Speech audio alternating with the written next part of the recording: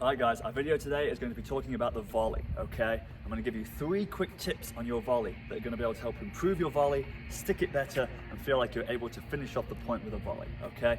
Number one thing, the first thing we're going to talk about here is our racket preparation, okay? I love talking about racket prep on every single shot. Now it's exactly the same for the volley, okay?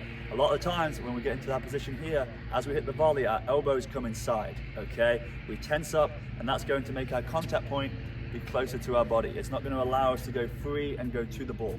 So number one thing we're going to talk about first, tip number one, is our elbow position and our racket position. I want to make a diamond from my chin to my elbows to my racket head, okay? This gives me this position right here.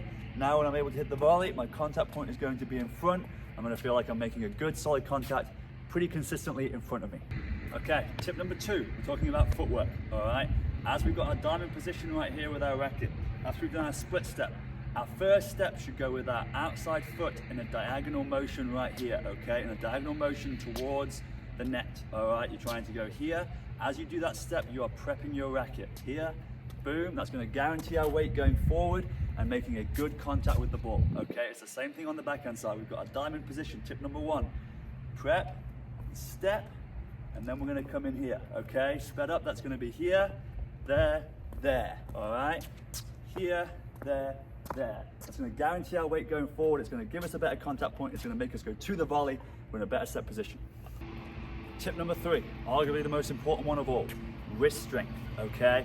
The power from the volley does not come from you stepping forward. It does not come from you swinging at the ball. You can get power from swinging at it, but you lose control, all right? The power from a volley comes from your wrist strength. When we have a firm wrist, we are able to stick the volley. We're able to keep it firm. When our wrist goes loose, the racket head's going to drop down, okay? The racket head is going to drop down, and then that's when the ball goes into the bottom of the net. We do not want that, all right? We want a firm wrist. We want to stick. Same thing on the backhand, a firm wrist and stick, okay? You get that wrist more solid. You may feel like you lose a little bit of power first, but if you're doing the first 2 tips as well, you're getting that weight transfer and that good contact point, everything will start to flow through smoothly. Alrighty, we're in recap time right here. Step number 1 is going to be our diamond position, our chin to our elbows to our racket face. It's going to give us that good contact point, going to give us a good position, not let elbows get crowded. Step number 2 is going to be our actual step. Alright, we're going to be coming in here with our outside foot first and then punch towards the volley, okay? Coming in, outside foot first, punch towards the volley. That's going to get our weight going forward. It's going to give us a better, more solid volley. Step number 3, we're talking about where does the power come from? It comes from our wrist, okay? We're getting a nice firm wrist when we hit the volley. We're not too loose, we're not gonna lose control. We're getting a nice firm wrist. You put all 3 of those things together, you're gonna be punching those volleys, sticking those volleys, feeling great, feeling good. People are gonna be like, what the heck is going on? I love to see this, all right? Give those 3 things a go.